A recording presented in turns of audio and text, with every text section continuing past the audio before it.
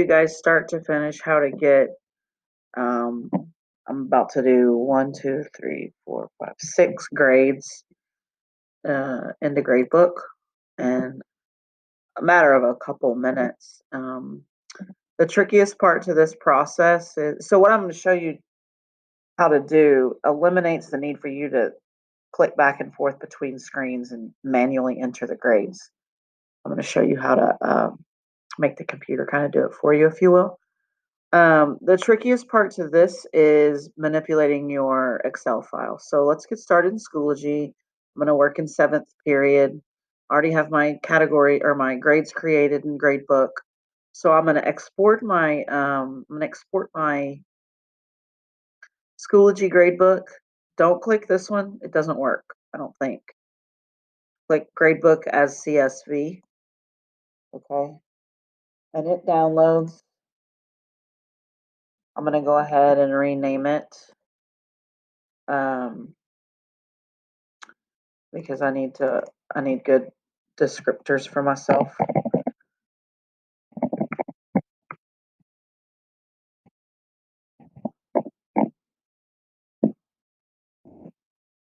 Okay. And then, so now I need to do a little cleaning up. To talk to a gradebook, you don't need the names. I don't need any of these grades. I need conditionals, starting at conditionals. I don't need my daily progress monitoring. You can leave them there if you really want, because you can tell the gradebook which columns to pull from. So if you would rather go through and just count, figure out what column you need, that's fine. To me, that gets a little messy. I like to eliminate potential for error. So 2, 3, 4, 5, 6, 7. Yeah, I'm good. Okay, so now what I did next was I went through and I wrote column 2 conditionals on a little piece of paper, just so I have a little reminder. Column 3 postulates, blah, blah, blah. So I just made sure that I knew what column each of my grades was in. Now, the gradebook doesn't understand these student ID numbers with the 1 and the underscore in front of it. So you need to clean that up. So what you're going to do is you're going to insert a blank column here, and you're going to tell it to pick up the 6 digits on the right by typing equals, parentheses, like A2 or wherever it is you're pulling from, and then type 6 because their student ID number is 6 digits. Oh, I forgot to type right. Okay. There, now there's their student ID number, and that's what the gradebook looks for when it pulls grades. It looks for their student ID number.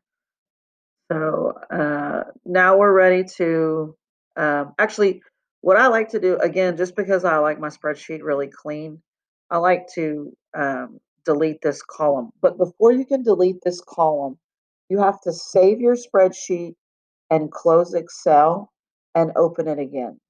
And the reason that is because I don't know why. I know that if you don't do that, um, it breaks the formula, and this just turns into pound REF, like the formula is broken. I don't know why that happens. Probably somebody does, but I don't. Okay. Another thing that I've noticed is, and again, somebody may have an answer to this. This is just what I've figured out. The gradebook doesn't like these blanks. It puts them as red, and then when you click save in the gradebook, it won't let you save. So you're going to change them to a 0. So what you're going to do is you're going to come here and put a 0 here, and then you're going to copy that so you have it in your clipboard. And then you're going to come to find and select and click go to special and click blanks. It'll find all your blanks for you.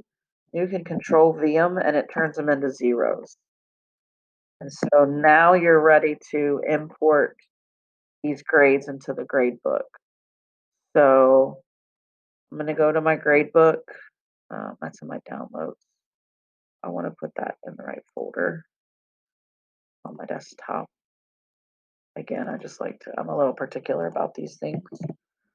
You may not be, that's okay. So I'm going to go to my grade book, seventh period here. Yep. I'm going to start with conditionals. So I click this right here, mass update scores. And I'm going to click import scores from file, choose file. There's my file. I need to tell it that I'm working with a CSV. Student ID numbers are in column 1, and the conditional grades are in column 2. And I click import, and there's my grades. Now I can go look at my little reference sheet. What's nice is it keeps the same file here until you tell it something else. It's really nice. So I look at my reference sheet, I look up for postulates, I see postulates is column 3. So there's my postulates grades. Day 6 Pythagorean theorem checkpoint is column 4.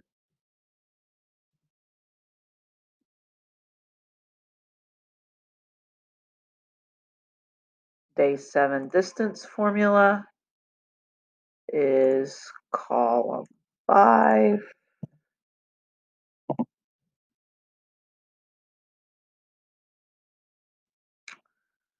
Day 8 two-dimensional distance, of course, is column 6.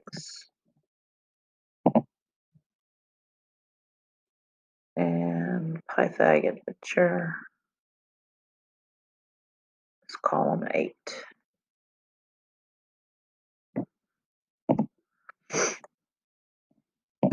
And I'm done. Just need to click save. And I got all my grades in for 7th period. And that's pretty cool. If my grade book saves. There we go.